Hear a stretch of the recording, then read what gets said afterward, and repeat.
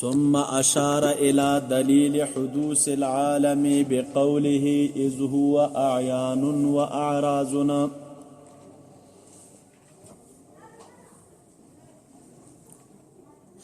طالبا پاس منگا اویلی چه والعالم بجمیع اجزائه محدثنا،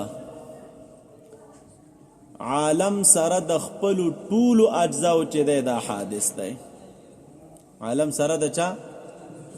د خپل ټول اجزاو چې دا حادث دی. یلکه عالم سره د خپل ټول اجزاو چې دا حادث دی، نو دا خو دعوه ده او دعوم طالب څه شی ده؟ الا نظری ده او نظری دعوه څه شی غواړي؟ دلیل خو غواړي کنه. نو څه دلیل ده؟ دا خو څوک تا سره نه مني چې ته چې عالم حادث دی. نو مجبوری تبر لګیږي د دغه دعوی د پاره به دلیل وایي. نو اوس ماتن د دغه دعوی د اثبات لپاره دلیل وایي، وی عالم سره د خپل ټول اجزا حادث دی. ولی حادث دی؟ ګوره، اذ هو اعیان و اعراضنا. ځکه طالبه د عالم یو قسم اعیان دی او د عالم یو قسم اعراض دی. د دو قسمونو عالم وزي نه. یو قسم د عالم عین دی او بل قسم څه شی دی؟ او موږ چې وکتل عین هم حادث دی او عرض هم حادث دی. نو چې هم عین حادث دی او هم عرض حادث دی، نو عالم خود د دې دوه نه بیرون کېده نه، نو عالم خپل حادث. عالم څه شی شه؟ دا تقسیم دی ځکه کې چې داسې یو دلیل داسې نشته چې ته د عین او د عرض د دواړو د حدوث لپاره ووایي. نو دلته به د عین حدوث یو ځل ثابت دی، د عرض حدوث به بل ځل ثابت دی، او دا دواړه خو د عالم اقسامو، نو د عالم حدوث نه خپله ثابتېږي. تاسې یو ځل عبارت وایي نوره خبره کوو. ثم اشار الى دلیل حدوث العالم دی، وی بیا ماتن اشاره وکړه دلیل د حدوث د عالم ته بقوله اذ هو. د عالم چې دی اعیان و اعراضنا، د عالم اعیان دی، ځینې اعیان دی او ځینې اعراض دی. هلکه د عالم اعیان او اعراض ولی دي؟ د عین او د عرض په منځ کې اوس درته خبره کوي.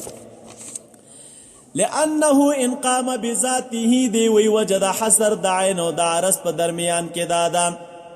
لانه ان د عالم ان قام بذاته کدا قائم بذات فعین نو دا بیا عین دی، و الا کدا قائم بذات دون فعرض نو بیا څه شی دی؟ عرض دی. وکل منهما حادثنا، هر واحد د دې دواړو نه چې دی حادث دی. لما سنبینو، اوس به زر دی چې زه درته بیان کما.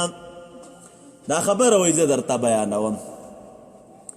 نو خلاصه داره وتله چې وجه د حصر درته بیان کړه په مابین د قسمینو کې. د عالم به خالی نه وي، یا به قائمه اله بذات وي او یا به قائم بذاته قائم بالغیر وي. نو چې قائم بذات نه وي نو څه به وي؟ قائم بالغیر وي. که قائم بذات نو عین، او که قائم بالغیر نو دې ته څه ویلی کېږي طالبه؟ اوس دی چې وایي اذ هو تعبیر به داسې کوو، ځکه دا عین چې دی دا هغه ممکن دی اذ هو، ځکه دا عالم اعیان و اعراضنا. اذ هو اعیان و اعراضنا، دا عالم چې دی اعیان دی او څه شی دی؟ اعراض دی. طالب یوې نکتې ته تاسو سوچ وکئ. د عین نه تعبیر دوی په قائم بذات سره کوي، نو دا قائم بذات اطلاق په باری تعالی کې دی شي.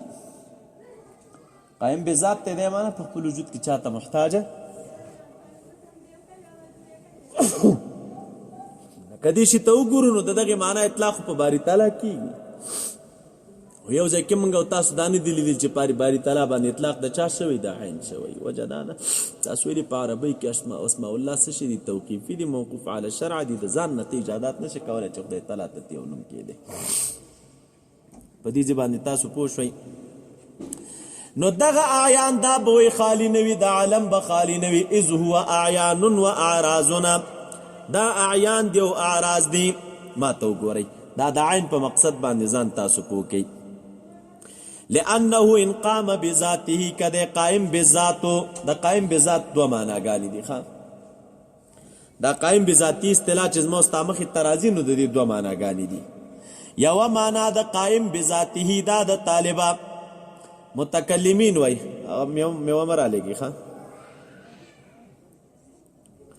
متکلمین وای الکا قائم بذات دی توي ايتحيز بنفسه ايتحيز کدا متحيز بنفسه وی متحيز وی الکا متحيز بنفسه څه معنا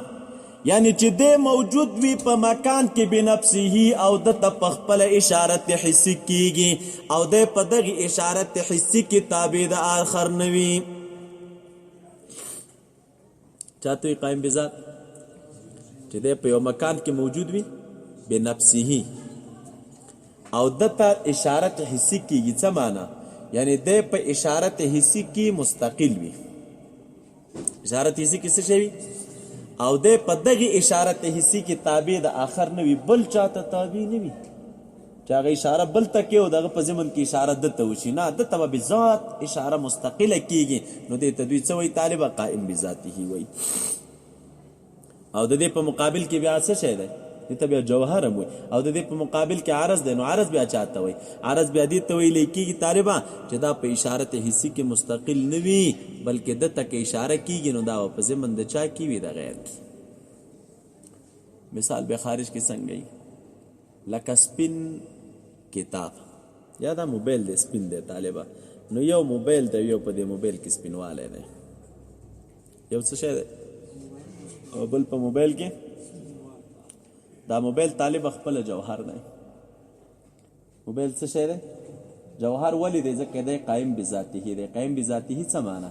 دغه موبایل په اشارت حسی کې تابع د بل چا نه دی مونږ اشارت حسی کو نو ډایرکټ دی موبایل ته کی دا سینه د چوزل مونږ بل شي ته اشاره کو دغه په ځمن کې بیا اشاره چاته کیږي د موبایل ته کیږي خو یو په د موبایل کې سپینواله دی نو دا سپینواله په د موبایل کې عرض دی او عرض ولی دی وې ځکه دی په اشارت حسی کې مستقل نه دی په اشارت حسی کې دته چې اشارت حسی کیږي نو دا اشارت حسی په ضمن د چا کې دی د غیر کې نو تب یو ځل ګوته موبایل ته نیسي چې دا موبایل دی د دې موبایل په اشاره کې د سپینوالي تخپل اشاره ده دا سني شي کېدل چې د سپینوالي ته مستقله اشاره وشي بغیر د چانه د موبایل نه خوشي په معنا د قائم بذاته باندې قائم بذاته غشي ته وایي چې هغه په اشارت حسی کې څه وي مستقل تابع د بل چانه وي او قائم بالغیر څه معنا هغه دې ته وي چې په اشارت حسی کې د تابع د چا وي د بل چا وي د بل چا وي نو جوهر چې دی طالب وګورئ جوهر نه دی دا مکان ته محتاج دی مثلا دا موبایل دی خو دا مکان ته محتاج دی ټکي تم پام دی خو فرق صرف دومره دی چې جوهر مکان ته محتاج دی خو دا مکان مقوم نه دی یعنی دی شي ته د مکان قوام نه دی ورکړی ولی که دا موبایل زه د دې ځای نه لرې کړم بل ځای ته یوسم نو موبایل شته که محل د دې موبایل مقوم وای نو په کار دا ده چې د دې محل نه په لرې کولو سره دا موبایل څه شی وای ورک شوی وای خو ورکېږي نه د دې محل نه ویسه په بل محل کې کېده نو ګوره جوهر مکان ته محتاج دی خو دا مکان مقوم نه دی مکان څه شی نه دی مقوم نه دی تاسو ته دغه کې راځي مقوم دلته په ځان پوکي دا مکان چې دی د دې دپاره مقوم نه دی بل ځای ته لاړ شي نو گویا کې په عین کې طالب دو وجود دي ښه عین کې څه شی دی دا عین دی دې کې څه وجود دي یو وجود دی بنفسه یو د خپل وجود دی چې دا موجود دی او یو وجود دی طالب په مکان کې یو وجود دی بنفسه او دویم وجود دی په چا کې په مکان کې او هر چې وجود د عرض دی نو طالب وجود د عرض دا په موضوع کې دی ګوره یو وجود دی دو وجود نه دي د عرض وجود څه وجود دي یو وجود دی دو وجود نه دي او هغه یو وجود چا کې دی په موضوع کې دی په چا کې دی طالب نو امدا وجه ده چې د جسم په معدومېدو سره چې جسم څه شي معدوم وي د مکان نه لري شي عرض ورسره څه شي کېږي معدومېږي جسم لاړ نو عرض ورسره خپله ځي خو لیکن د عرض په چا سره په لرې کېدو سره خو جسم لرې کېږي نه که نه نو د عرض دپاره یو وجود دی او هغه وجود هم په موضوع کې دی او جوهر څه شی دی عین څو وجوده لري دوه یو وجود بنفسه دی او بل وجود په چا کې دی په مکان کې نو د مکان ته محتاج دی جوهر عرض هم محتاج دی خو د عرض دپاره مکان مقوم دی عرض دپاره مکان څه شی دی که دا مکان نه نو دا عرض سپینوالی پکې راتلی شو سپینوالی دی د کمه کو نشته که او هر چې جوهر دی نو جوهر هم مکان ته محتاج دی خو لیکن دا مکان د دغې جوهر او د عین دپاره مقوم نه دی دا مکان که نه بلکې دی پوه شوي تاسو په دې ځي باندې چې کله هم دا مازغه دا خبره ذهن کې کېناستله نو اوس راځئ دا اصطلاح د متکلمینو ښه چې دوی دې ته اله ما ته وګورئ په اصطلاح د متکلمینو کې عین چاته وایي چې دی په اشارت حسي کې مستقل وي تابع د بل چا نه وي عرض چاته وایي چې په اشارت حسي کې تابع د چا وي یو عین په نزد د منطقیانو دی نو منطقیان عین چاته وایي منطقیان قائم بذاته دی ته وایي استغناؤه عن محل یقومه دوی وایي عین هغې ته وایي چې دا به مستغني وي د هغې محل نه چې کوم محل دته قوام ورکړی یعنی عین دې ته وایي چې دا په خپل وجود کې محتاجه محل مقومه ته نه او عرض بیا دې ته وایي چې دا په خپل چا کې هله په وجود کې محتاجه چاته محل مقومه ته چاته نو بیا په دې عرض کې طالب یو نعت دی او بل څه شی دی منعوت دی یو نعت دی بل څه شی دی بل شی خو به نه نو توروالی خو صفت دی او دا چې چا پورې قایم دی هغې څه شی دی موصوف دی اوس ګورئ ورته لأنه ان قام بذاته فعين وإلا فعرض قائم بذات معنا باندې پوه شوئ د عالم کا قائم بذات نو بیا ورته عین وایي او که عالم قائم بالغیر نو بیا ورته عرض وایي هو كل منهما حادث هر واحد د دې دواړو نه حادث دی هم عین حادث دی هم عرض لما سنبینو دا مسله به ذکر کوم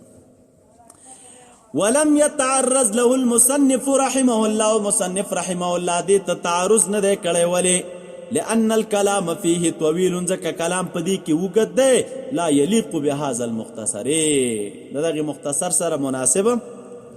دی وایي کیف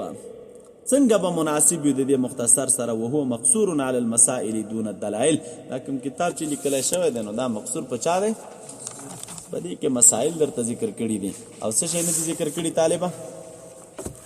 دې درته فالاعیان اعیان ما ممکن خبره مغو چې تاسو ته ما وکړله اعیان څه شی ده ما هلکه د دې ما نه تعبیر په ممکنون سره ولیکئ وایي که ته وایي چې ما خو عین چاته وایي قایم بذات ته وایي نو که دې ته وګورې خو الله تعالی هم قایم بذات دی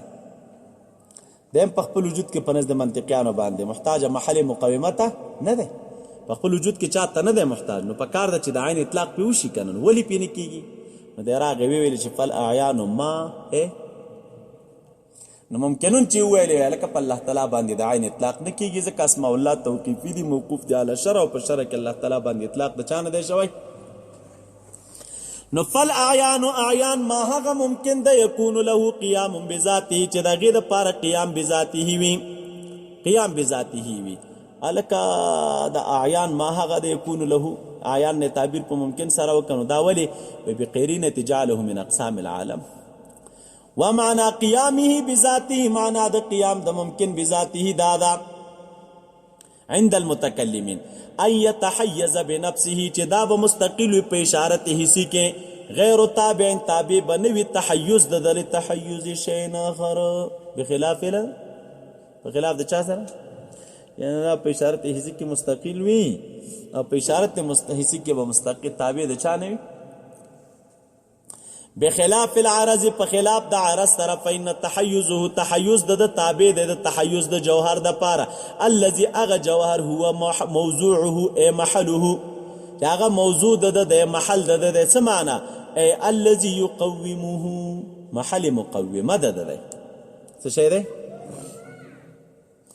ومعنى وجود العرض في الموضوع معنى د وجود العرض په موضوع کې دا چې هو ان وجوده في نفسه وجود د په نفسه وي هو وجوده في الموضوع وجود د په نفسه یعنی دا وجود د په موضوع کې خپل وجود مستقل نه لري تاسو ته مول چې جوهر څه وجود لري بنفسه او په وجود په مکان کې او هر چې عرض دی اله والعرض في الموضوع هو ان وجوده في نفسه هو وجوده في الموضوع یعنی دا یو وجود لري دوی موجود نه لري ولهذا دم دی وجه انتقال يمتنع الانتقال عنه معنی د انتقال د چانه د موضوع نه په خلاف د وجود د جسم سره په حیز کې فإن وجوده في امر في نفسه امر ووجوده في الحيز امر آخر ولهذا ينتقل عنه او یو وجود د چو د عینو کنه نه وجود بنفسه دی مو ویل او بل وجود د پچا کې نو دم دی وجه نه دی وی دا دغه نه نقلیږي کنه حیز نه نقلیږي. دا اصطلاح تعریف اصطلاح د چا کېو متکلمینو کېو چې دا په اشارت حسی کې څه شی وي قائم بذات دیتا وای. وعند الفلاسفه او پنځ د منطقيانو باندې قائم بذات دی ته معنا قیام شی بذاته استغناؤه عن محل يقومه، دا به مستغنی وي دغه محل نه چې هغه محل ته قوام ورکی.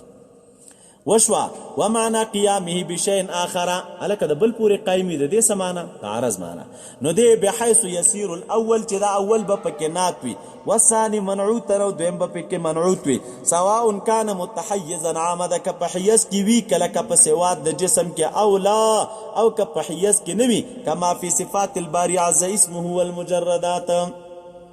خلاصه دار او تعالی چې پنځ د دوی باندې منطقيانو باندې جوهر چاته وي هلا چې دا مستغنی وي د چانه د محل مقومانه او عرض بچاته وي چې د محتاج محل مقومه ته وي.